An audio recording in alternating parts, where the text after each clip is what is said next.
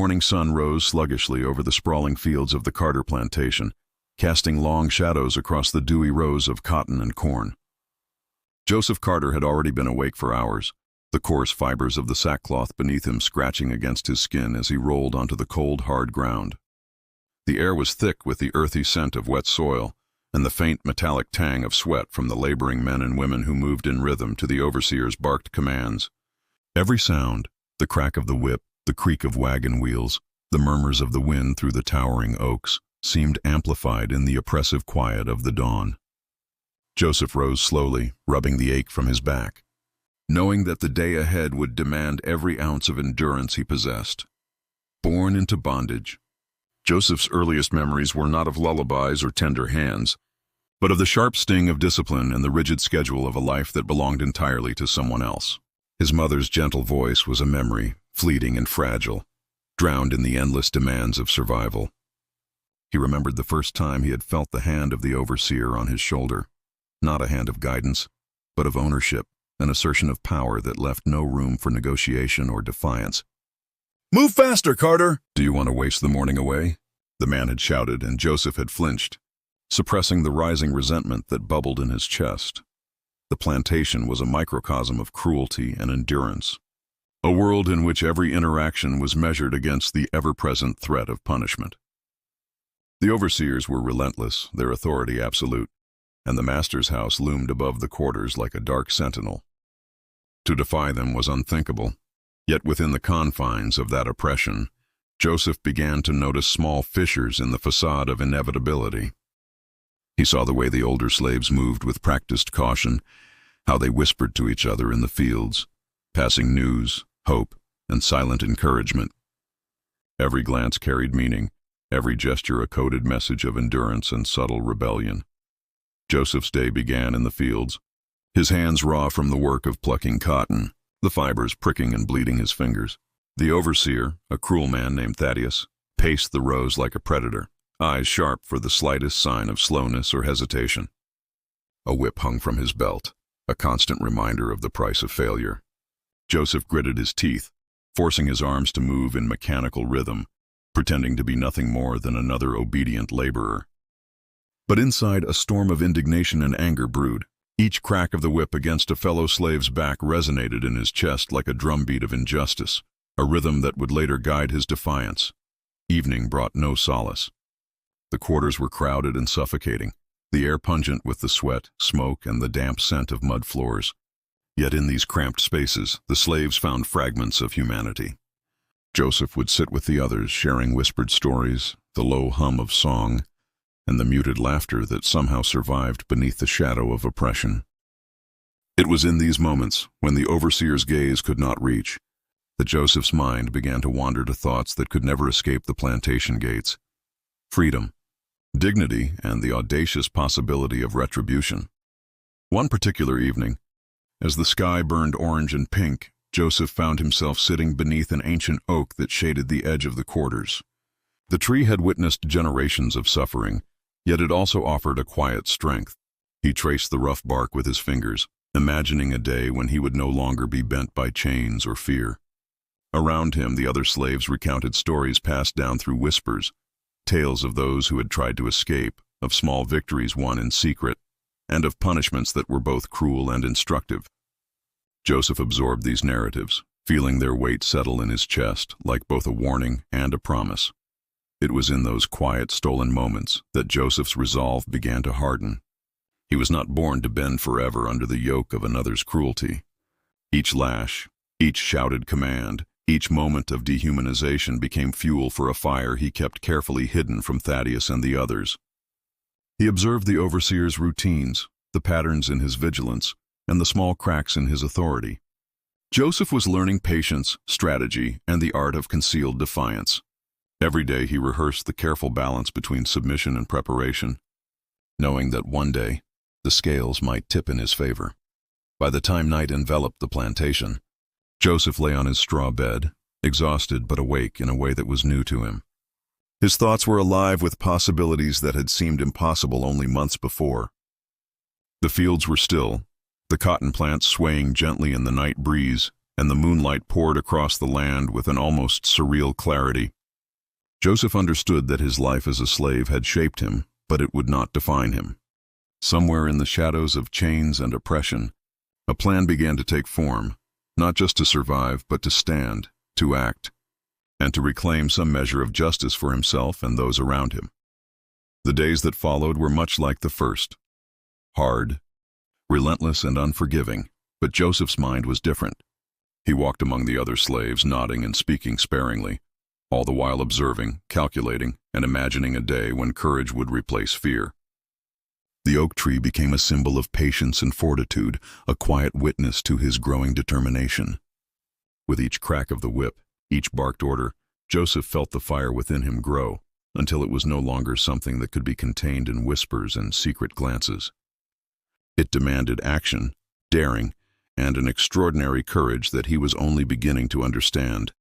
In the oppressive heat of midday labor and the cool shadowed moments of evening reflection, Joseph Carter's spirit was quietly, yet irreversibly, preparing for a stand that would echo far beyond the fields of the Carter plantation. It was a stand not merely for himself, but for every soul crushed under the weight of injustice, a promise that even in the darkest corners of human oppression, courage could still take root and grow. The days on the Carter plantation continued with relentless sameness, yet Joseph Carter began to notice subtle differences in how he perceived the world around him. He had survived the lashings and the shouted orders, but survival was no longer enough. He wanted more than mere existence. He wanted dignity, and he understood now that dignity would require courage, cunning, and a willingness to challenge the oppressive forces that bound him. The idea of resistance was no longer a fleeting fantasy whispered in the shadows. It was becoming a blueprint in his mind, forming slowly, carefully, like the first tentative sketches of a map that could guide him to freedom. Joseph's first acts of defiance were small, almost imperceptible. He would work with meticulous care, allowing just enough time to glance toward the oak tree at the edge of the fields, as if seeking strength from its silent branches. Sometimes he would intentionally misplace tools, not enough to attract punishment, but just enough to disrupt the overseer's rigid schedule. The other slaves noticed, and subtle nods passed between them, a quiet acknowledgement that Joseph was thinking beyond survival. Resistance, Joseph realized, did not always require bold action. Sometimes it began with a thought, a plan, a quiet decision to refuse total submission. Whispers and shared stories became his lifeline. In the evenings, when the overseer's eyes were elsewhere and the master's house loomed distant, the slaves gathered under the shadow of the oak. Here, Joseph learned the power of collective memory and shared defiance. They spoke of rebellions in distant states, of secret meetings and courageous acts that had left marks on the world beyond their plantation. Each story fueled Joseph's imagination and deepened his resolve. There was a rhythm to these gatherings, a cadence of hope that throbbed quietly beneath the surface of fear. As the months passed, Joseph began to understand the psychology of oppression with startling clarity. Thaddeus, the overseer, was a man who relied on fear, repetition, and unpredictability to control the laborers. Joseph observed his moods, noting the moments of weakness, the patterns that emerged in his punishments, and the trivialities that seemed to distract him. Knowledge, Joseph realized, was a weapon just as sharp as the whip or the chains. He studied the behavior of his fellow slaves as well, recognizing courage where it was hidden, and noting those who would follow a plan if it promised a moment of justice. Small acts of resistance began to accumulate, each one a spark. Joseph deliberately worked slightly slower during certain hours, making sure to avoid attention while subtly frustrating the overseer. He would whisper warnings when Thaddeus approached, saving fellow laborers from the sting of the whip. Every discreet act of solidarity, every carefully timed gesture added to a growing sense of empowerment. Joseph was learning that courage was contagious, that defiance could spread silently among those who were bound by fear and oppression. One afternoon, as Joseph and a group of men labored in the cotton fields, the overseer's whip cracked sharply against the air, landing dangerously close to a young boy who had dropped a basket of cotton. Joseph's heart raced and a heat of fury surged through him. He wanted to leap forward to strike Thaddeus down where he stood, yet he restrained himself. The danger was immediate, the consequences potentially fatal. Instead, he whispered to the boy, guiding him to safety, and in that brief moment, he felt a surge of power, the ability to protect, to intervene, to make a choice despite the chains that bound him. It was a revelation that would shape the next phase of his courage. As the seasons shifted and the days grew longer and hotter, Joseph's inner rebellion deepened. He began to sketch plans in his mind, imagining scenarios in which the overseer's authority could be challenged. He visualized himself confronting Thaddeus, yet always balanced his imagination with patience, knowing that reckless action could mean death not just for himself, but for those he had begun to trust. His dreams became strategies. His anger became calculation. His despair became fuel. The more he plotted, the more he realized that true courage was not the absence of fear, but the mastery of it. One evening, as Joseph sat beneath the oak tree, he reflected on the moments that had led him to this point. The lashings, the shouted commands, the long hours of unrelenting labor, all of it had shaped him. Yet it had not broken him. He had discovered a quiet, persistent flame within himself, a spark that no whip, no command, and no chain could extinguish. The oak tree, sturdy and unyielding, seemed to mirror his own growing determination. He vowed silently that one day he would act, and when he did, the oppression that had defined his existence would be met with courage so fierce that it could not be ignored. Joseph began to forge alliances with other slaves, quietly testing who could be trusted, who shared his hunger for justice. Conversations were coded, gestures became signals, and each day brought new understanding of human resilience. He realized that resistance was not a solitary act. It required patience, trust, and a network of shared commitment. As he laid the groundwork for what was to come, Joseph understood that he was no longer merely surviving the plantation. He was preparing to challenge it in a way that history would remember. By the time harvest season approached, Joseph's resolve had crystallized. Every glance, every whisper, every small act of defiance had strengthened him and those around him. The overseer's tyranny remained in place, but cracks were appearing, subtle yet unmistakable. Joseph Carter had become more than a slave. He was a strategist, a beacon of quiet rebellion, and the spark that would ignite a bold confrontation that could no longer be postponed. The time for careful observation would soon give way to decisive action, and Joseph could feel the weight of that inevitability pressing on him with both anticipation and fear. In the long evenings under the oak tree, Joseph rehearsed his courage in silence. He imagined standing tall against Thaddeus, unflinching, unbowed, his mind sharp and his purpose clear. He visualized the acts of resistance, the liberation not just of his body, but of his spirit, and of all those who suffered under the overseer's tyranny. Each day brought him closer to understanding that the path to justice would be perilous, yet it was a path he was willing to walk. With each heartbeat beneath the stars, Joseph Carter's courage burned brighter, a quiet fire that would soon blaze into defiance. The day began like any other, with the sun bleeding gold across the sprawling plantation, yet Joseph Carter sensed that this day carried a weight unlike any before. Months of observation, planning, and quiet resistance had coalesced into a single inescapable purpose. Every glance toward the overseer, every subtle signal shared among the other slaves, had prepared him for this moment. The oak tree at the edge of the quarters loomed above the fields like a silent witness, its gnarled branches stretching outward as if urging him to act, to take the stand he had rehearsed in his mind countless times. Joseph's hands moved automatically at first, picking cotton with a mechanical precision that masked the storm within him. Thaddeus, the overseer, strode up and down the rows, his eyes sharp and suspicious, yet unaware that the quietest laborer in his charge had been meticulously plotting the day's events. Every step Thaddeus took was noted, memorized, and stored in Joseph's mind for the decisive moment. The overseer's arrogance, built on years of unquestioned authority, would be his weakness. Joseph knew this, and he waited patiently, each passing hour sharpening his focus and fortifying his resolve. By midday, the tension among the slaves was palpable, though carefully concealed. Joseph moved with the confidence of a man who had nothing left to lose and everything to gain. The plan was simple in its audacity, yet precise in execution. Thaddeus would be confronted, his authority challenged, and the act of defiance would leave an indelible mark on the plantation.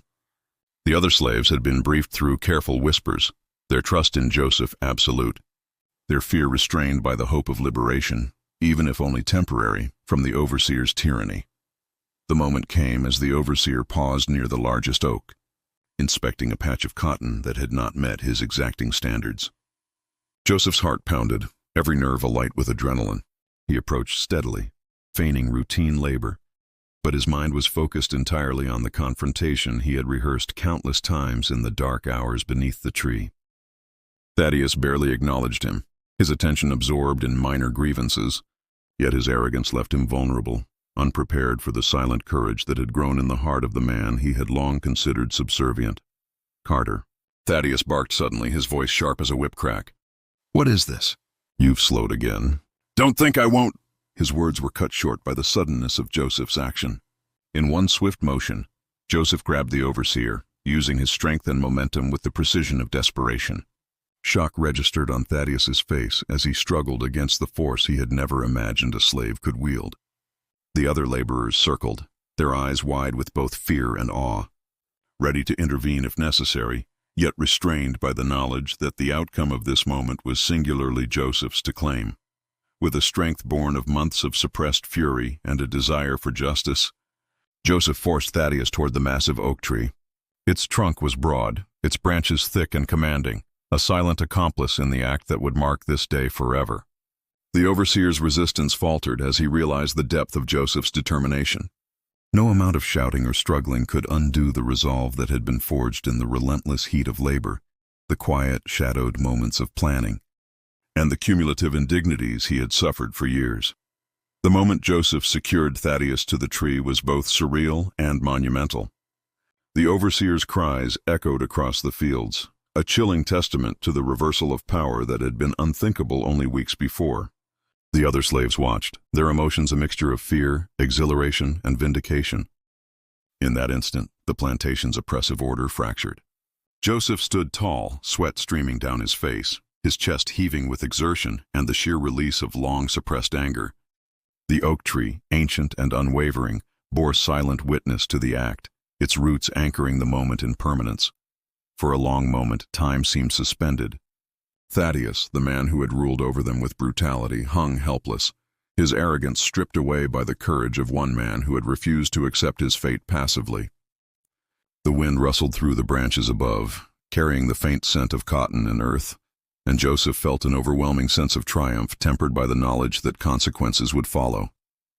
He had acted not out of cruelty, but out of justice, the assertion that oppression could be confronted, that fear could be challenged, and that even the most deeply entrenched tyranny was not invincible. The aftermath was immediate and tense. Shouts rang out from the master's house, and a sudden panic gripped the plantation. Yet Joseph remained steadfast, his gaze never wavering from the overseer's face, his mind clear and unshaken. The other slaves moved quickly to support him, knowing that the act was as much a statement of collective resilience as it was a personal triumph. Rumors of rebellion, long whispered in secrecy, began to take shape in the minds of those who had witnessed the audacity of one man who dared to stand against oppression. Though the moment was brief, it left an indelible mark on Joseph. He had acted decisively, courageously, and with a clarity that few could achieve under the weight of fear. The oak tree, steadfast and imposing, had been the silent partner in his defiance, a symbol of the strength and endurance that Joseph had cultivated over years of suffering. In the echo of Thaddeus's shouts and the shifting murmurs of the other slaves, Joseph realized that courage was a force that could ripple outward, inspiring others, disrupting entrenched power, and reminding the oppressed that action, no matter how daunting, was always possible. As dusk settled over the plantation, Joseph Carter stood beneath the oak tree, his body weary but his spirit unbroken. He had crossed a threshold that could never be undone. The rebellion he had enacted was more than a physical act. It was a declaration, a statement that chains and fear could not fully bind the human spirit. The memory of this day, rooted firmly in the earth and branches of the oak, would linger long after the sun dipped below the horizon, a testament to the courage of a man who refused to yield, who refused to be silenced, and who would forever stand as an emblem of resistance against oppression. The sun rose over the Carter plantation with a muted brilliance, as if cautious after the events of the previous day. Joseph Carter's act beneath the oak tree had altered the rhythm of the estate, leaving echoes of defiance reverberating in every corner. Though the overseer's cries and the master's commands had stirred fear and anger, the plantation itself seemed to hold its breath, aware that something irreversible had occurred. Joseph moved carefully among the laborers, the sweat of exertion still drying on his skin, each step measured, deliberate, as he observed the subtle transformations in the faces around him. Where there had been fear, there was now something quieter, stronger, a glimmer of hope. The consequences of his bold action were swift. The plantation master, enraged and humiliated by the audacity of one of his slaves, summoned reinforcements from neighboring estates, sending word to authorities about the incident. Yet Joseph's mind remained calm and precise. He had anticipated scrutiny, retaliation, and the risk of being captured or punished. But courage, he had learned, was not the absence of danger. It was the willingness to confront it. Every step he had taken, every calculation, every whisper of rebellion had prepared him for this moment of reckoning. Among the other slaves, Joseph became a figure of quiet leadership. He moved among them not as a tyrant or a commander, but as a symbol of what could be achieved with intelligence, patience, and bravery. The whispers that had long carried tales of distant rebellions and past acts of defiance now had a living testament in Joseph. His actions had demonstrated that courage could be cultivated, that oppression was not invincible, and that even a single individual could spark a movement that rippled through the hearts of the enslaved. The oak tree remained at the edge of the fields, a steadfast witness to the stand he had taken, its branches sheltering countless reflections on freedom, dignity, and human resilience. In the weeks that followed, Joseph found himself navigating a precarious balance. Thaddeus, humiliated and enraged, had been removed from the plantation, reassigned under strict supervision, a consequence Joseph had foreseen and subtly facilitated. The plantation master, while furious, understood that harsh punishment alone could no longer maintain absolute control. The seeds of defiance had already taken root. Joseph's quiet leadership, his ability to inspire and organize without overt confrontation, became a model of resistance that did not rely solely on violence but on strategy, foresight, and the courage to act decisively when the moment demanded it. Stories of Joseph Carter's courage traveled beyond the boundaries of the plantation. Other enslaved communities spoke of the man who had dared to stand, who had challenged authority with careful planning and fearless resolve. His story became part of a larger narrative of resistance, a reminder that courage often manifests in unexpected ways, in ordinary people pushed to extraordinary acts by injustice. In every whispered retelling, in every nod of acknowledgement, Joseph's defiance inspired others to recognize the power of their own agency, even in the harshest of circumstances. Yet Joseph's legacy was not limited to the immediate act of rebellion. He took deliberate steps to protect those around him, ensuring that his courage did not lead to indiscriminate suffering. The lessons he imparted were subtle yet enduring: patience, observation, solidarity, and the understanding that true resistance is as much about strategy as it is about bravery. He taught that courage is cumulative, built over time through small acts of integrity and defiance, until it becomes a force capable of changing the trajectory of lives and communities. Over time, Joseph reflected on the oak tree and the moment it had witnessed. He saw in its branches a metaphor for the resilience he had cultivated within himself and among those he led. The tree had endured storms, seasons of drought and growth, yet it stood unwavering, much like the human spirit when nourished with courage and conviction. Joseph understood that the impact of his actions would extend far beyond the plantation, that the stand he had taken would be remembered as an example of what one person could do when driven by justice and guided by unwavering moral clarity. As Joseph grew older, he continued to work among the laborers, but his presence carried a new authority, not one imposed by fear or physical power, but by the respect earned through courage and the consistent demonstration of integrity. He became a mentor, a guide, and a symbol of hope, his story shared with each new generation of slaves who sought both survival and dignity. The memory of his confrontation with Thaddeus beneath the oak tree remained vivid, a constant reminder that oppression could be challenged, and that courage, once awakened, could never be fully suppressed.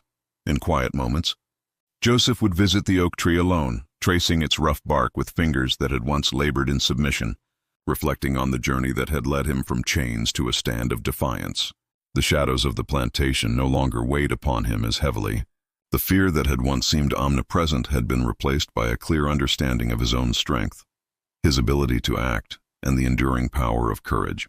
The tree, like him, had witnessed struggle, endurance, and triumph, and in that shared silence, Joseph felt a profound connection to the past, the present, and the future, a legacy of courage that would continue to inspire long after he was gone. The plantation would change in subtle ways over the years. Others would hear Joseph's story, learn from his defiance, and internalize the lessons he had embodied. His act beneath the oak tree had not only disrupted the authority of a cruel overseer, but had also ignited a spark in the hearts of all who bore witness. Courage, Joseph realized, was contagious. It moved silently through whispers, through small acts of solidarity, and through the quiet assertion of dignity in the face of oppression. His legacy was not written in books or decrees, but in the lives he touched, in the seeds of resistance that would continue to grow long after the immediate consequences had faded into history. Joseph Carter's life became a testament to the transformative power of courage. It demonstrated that even under the harshest conditions, the human spirit could assert itself, challenge injustice, and inspire others to do the same. The oak tree remained, standing tall as a symbol of his bravery and the enduring truth that oppression, no matter how absolute it may seem, could never fully extinguish the flame of defiance that burns within the hearts of those who refuse to yield. Through his actions, Joseph had shown that courage is not merely an individual virtue, but a force that, once awakened, can ripple outward, altering the course of lives and communities, and leaving a legacy that transcends time and circumstance.